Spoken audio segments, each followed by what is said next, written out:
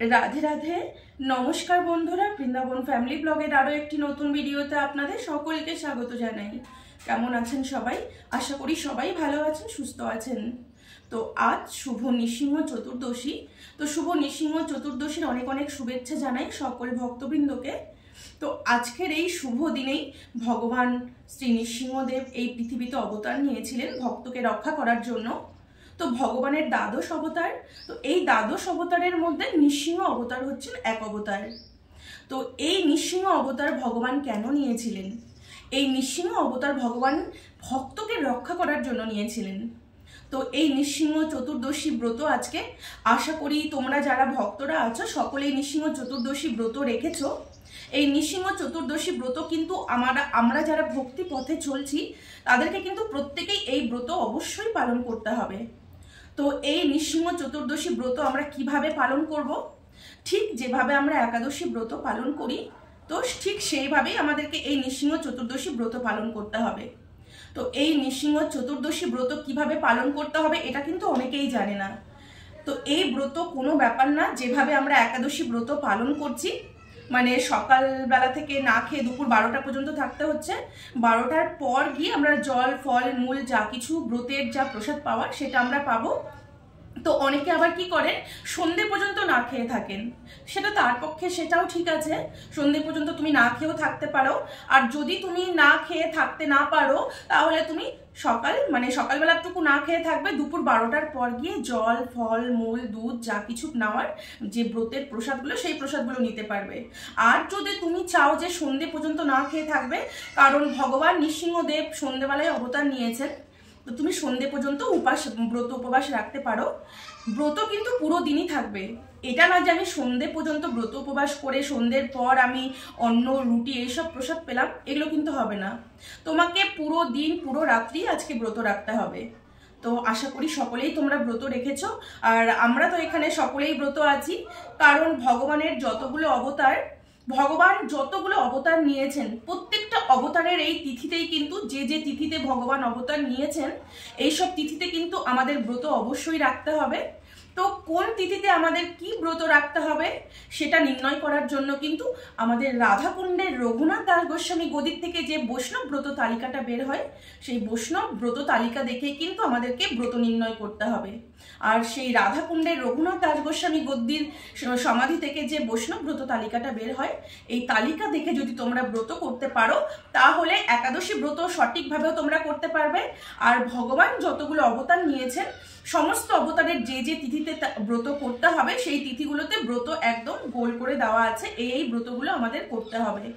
তো তোমরা আশা করি যারা তোমরা বৃন্দাবন ধামে রাধাকুণ্ডে এসেছো সকলেই এই ব্রত তালিকা এই রাধাকুণ্ড থেকে পেয়ে যাবে।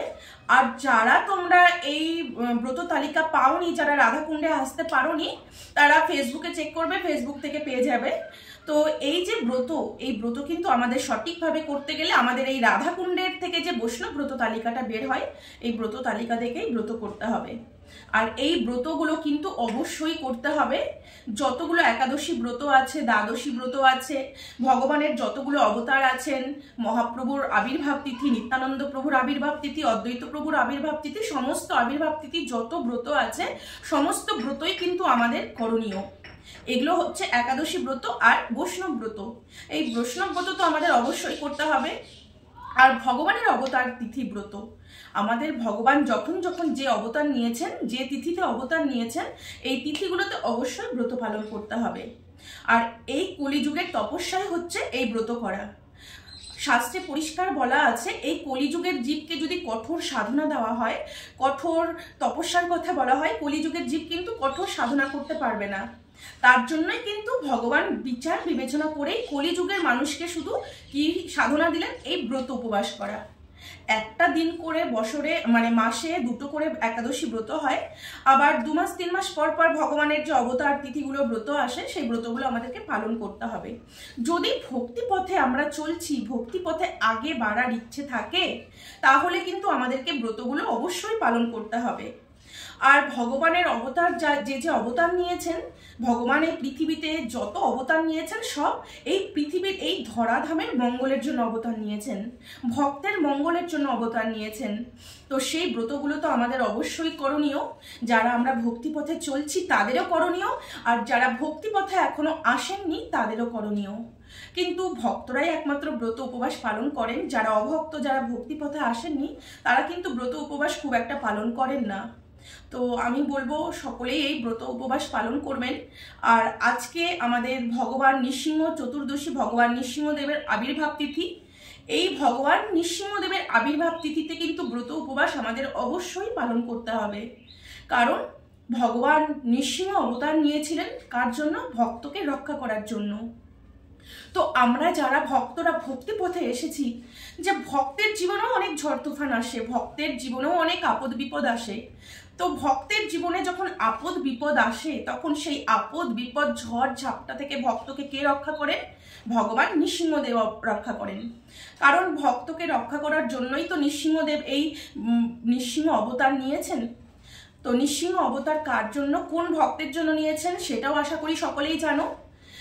যে প্রহ্লাদ মহারাজ ছিলেন, সেই প্রহ্লাদ মহারাজকে রক্ষা করার জন্যই কিন্তু নৃসিংহ অবতার নিলেন ভগবান। প্রহ্লাদ মহারাজের বাবা ছিলেন হিরণ্যকশিপু। হিরণ্যকশিপু মহা অসুর ছিলেন। তো সেই মহা অসুর হিরণ্যকশিপুর ঘরে ভক্ত, পরম ভক্ত প্রহ্লাদের জন্ম হয়। তো অসুরের ঘরে ভক্তের জন্ম, তো প্রহ্লাদের বাবাই ছিলেন অসুর। তো সেই অসুরের ঘরে থেকেও প্রহ্লাদ মহারাজ ভগবানকে মন প্রাণ দিয়ে ডাকতেন, ভগবানের ভজন করতেন মন প্রাণ দিয়ে। তো যখন দেখলেন হিরণ্যকশিপু যে আমি ঈশ্বর, হিরণ্যকশিপু নিজেকে ঈশ্বর মনে করতেন, নিজেকে ভগবান বলতেন।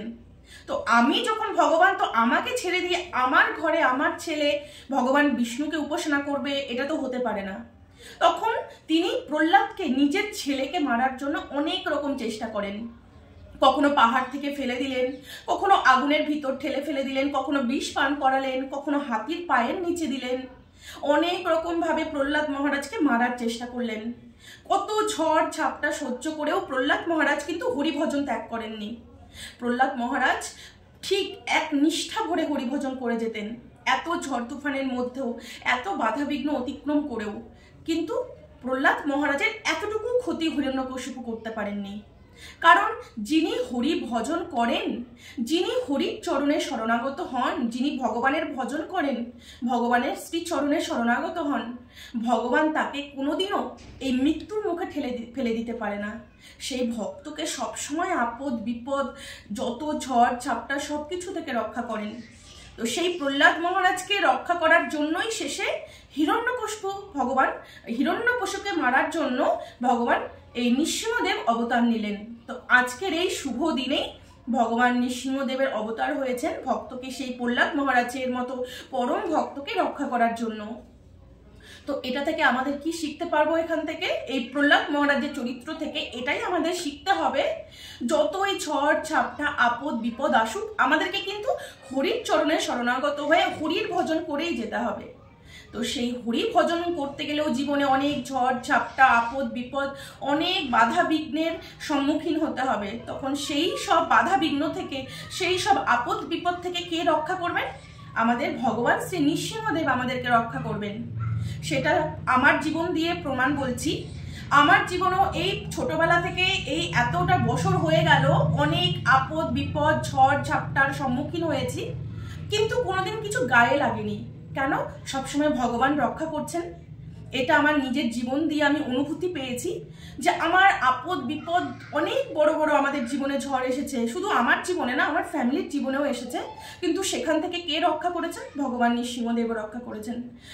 আমরা যার সাধনা করি, যার ভজন করি, তিনি ভক্তকে সবসময় ছায়ার মতো ছত্র ছায়া দিয়ে রাখেন, ভক্তকে সবসময় সেখান থেকে রক্ষা করেন। তো তেমনি প্রহ্লাদ মহারাজকে রক্ষা করার জন্য আমাদের ভগবান শ্রী শ্রী নৃসিংহদেব এই আজকের শুভ দিনেই অবতার নিয়েছিলেন। তো সেই জন্য কিন্তু এই ভগবান দ্বাদশ অবতার নিয়েছেন, তার মধ্যে এক অবতার হচ্ছে নৃসিংহ অবতার। তো তো অবশ্যই ভক্তকে কিন্তু এই নৃসিংহ চতুর্দশী ব্রত পালন করতে হবে। আর এই নৃসিংহ চতুর্দশী ব্রত কিভাবে পালন করব সেটাও আমি বলে দিলাম। যেভাবে আমরা একাদশী ব্রত পালন করি, পুরো দিন যে ব্রতেরই প্রসাদ পেতে হবে। আজকে কোনো রকম ভাত, রুটি, চাউল, পঞ্চশস্য গ্রহণ করা যাবে না। আজকে পুরো দিন ফল, মূল, দুধ, ব্রতের আহার আমাদের গ্রহণ করতে হবে। তারপরে কালকে টাইম টু টাইম, কালকে 9টা 20 মিনিটের মধ্যে ব্রতের পারণ আমাদেরকে কালকে সকাল সূর্যোদয়ের পরে, সবসময় কিন্তু পারণ সূর্যোদয়ের পরেই করতে হবে। তো আমাদের ব্রত তালিকা যে আছে সেই ব্রত তালিকাতে পরিষ্কার করে দেওয়া আছে, সেই ব্রত তালিকাতে পারণের টাইম দেওয়া আছে। সকাল সূর্যোদয়ের পরে 9টা 20 মিনিটের মধ্যে ব্রতের পারণ করতে হবে। এই পারণের টাইমটা কিন্তু খুবই ইম্পর্টেন্ট একটা জিনিস। তুমি যে কোনো ব্রত করো, সেই ব্রতের টাইম টু টাইম যদি পারণটা না করতে পারো, পারণের টাইম যদি পার হয়ে যায়, তাহলে কিন্তু ব্রত করেও তোমরা ফল পাবে না। এই জন্য ব্রতের টাইম টু টাইম ব্রতের পালনটা করতে হবে। আর সকলেই এই ব্রতটা অবশ্যই পালন করবে। আরো অনেক ব্রত আছে, সমস্ত ব্রত কিন্তু আমাদের পালন করতে হবে। তো কি কি ব্রত পালন করব সেটাও বলে দিলাম। তো এই ব্রত তালিকাতে যত ব্রত দেওয়া আছে, কি কি ব্রত পালন করব সব লিখে দেওয়া আছে। তো তোমরা একবার চেষ্টা করবে এই রাধাকুণ্ডের ব্রত তালিকাটা গ্রহণ করার, মানে একটু নেওয়ার চেষ্টা করবে। এটা ফেসবুক থেকে, ফেসবুকে অনেক শেয়ার করা আছে। তো আমার ফেসবুক প্রোফাইলে গেলেও তোমরা ওই ব্রত তালিকা পেয়ে যাবে। তো একমাত্র সঠিকভাবে ব্রত করতে গেলে এই তালিকা দেখেই ব্রত করতে হবে। আর ব্রত তো আমাদের করতেই হবে, কারণ আমাদের কলিযুগের তপস্যাই হচ্ছে ব্রত।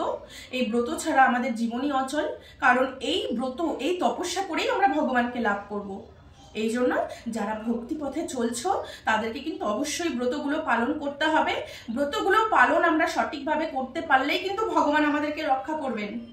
আমরা যদি তার জন্য কিছুই না করতে পারি, তো তিনি কি করে আমাদের পাশে এসে দাঁড়াবেন? তো তার জন্য কিছু তো করতে হবে। তো তার জন্য যদি আমরা এই ব্রত উপবাস পালন করতে পারি, কারণ এই ব্রত উপবাস পালন করলে কিন্তু ভগবান সব থেকে বেশি খুশি হন। এই যে একাদশী ব্রত, ভগবানের আবির্ভাব তিথির ব্রতগুলো, এই ব্রতগুলো যদি আমরা সঠিকভাবে করতে পারি, তাহলে কিন্তু ভগবান সব থেকে বেশি খুশি হবেন। আর তার মধ্যে সব থেকে বেশি হচ্ছে একাদশী ব্রত। বলছে এই একাদশী ব্রত করলে ভগবান যতটা খুশি হন, আর অতটা খুশি কোনো সাধন করলেই হন না। এই জন্য আমাদেরকে নিষ্ঠা করে কিন্তু এই ব্রত উপবাসগুলো করতে হবে। তো ব্রত উপবাস করা তো কোনো ব্যাপারই না। একটা দিন নাই ভাত রুটি নাই খেলাম, একটা দিন ফল মূল, দুধ, আলু, পেঁপে, কাঁচা কলা, ও যারা সাবু প্রসাদ পান সাবু নিতে পারেন। আবার যারা কটুদানা, যেরকম আমাদের ব্রজধামে আমরা কটুদানা প্রসাদ নেই, আলু, পেঁপে, কাঁচা কলা, বিভিন্ন প্রসাদ আছে। একাদশীতে খাওয়ার অন্ত নেই। খাওয়ার বানাতে যে জিনিসগুলো, রেসিপিগুলো বানানো হয়, সেগুলো জানা থাকলে খাওয়ার জিনিসের কোনো অভাব নেই। শুধু একটা দিন ভাত রুটি না খেয়ে থাকতে হবে। তো ভগবানের জন্য তো এইটুকু আমরা করতেই পারবো। ভগবান যখন আমাদেরকে বাঁচিয়ে রেখেছেন, এত সুন্দর পৃথিবীতে আমাদের বাঁচিয়ে রেখেছেন ভগবান, তার কৃপাতেই আমরা বেঁচে আছি। তার কৃপাতে এত সুন্দর পৃথিবীটাকে দু চোখ ভরে দেখছি, সবই তো তার কৃপাতে। আজকে আমরা নিঃশ্বাস প্রশ্বাস নিচ্ছি ভগবানের কৃপাতে। আজকে আমরা খাওয়া দাওয়া করছি, ভালো ভালো প্রসাদ পাচ্ছি তার কৃপাতে। তো তার কৃপাতেই যখন আমাদের এই জীবনটা বেঁচে আছে, তো তার জন্য তো কিছু একটু করতে হবে। তো তার জন্যই আমাদেরকে, ভগবানের প্রসন্নতার জন্যই কিন্তু আমাদের এই ব্রতগুলো করা। কারণ এই ব্রত উপবাসই আমাদের কলিযুগের তপস্যা। আর এই কলিযুগের ব্রত উপবাসের তপস্যা করেই কিন্তু আমাদেরকে ভগবানকে লাভ করতে হবে। তো এই জন্য সকলকে একটাই কথা বলবো, তোমরা রাধাকুণ্ডের বৈষ্ণব ব্রত তালিকা দেখে সকল ব্রতগুলো পালন করার চেষ্টা করবে, তাহলে ভগবানের কৃপা প্রাপ্ত হতে পারবে। তো যাই হোক, আজকের ভিডিওটা আমি এখানেই শেষ করছি। আবার তোমাদের সাথে দেখা হবে পরের একটা নতুন ভিডিও নিয়ে। তো আমার এই ভিডিওটি ভালো লেগে থাকলে প্লিজ আমার চ্যানেলটি সাবস্ক্রাইব করে আমার পাশে থাকবেন, আর একটা লাইক, কমেন্ট, শেয়ার অবশ্যই করবেন। তো সবাই ভালো থাকবেন, সুস্থ থাকবেন। রাধে রাধে।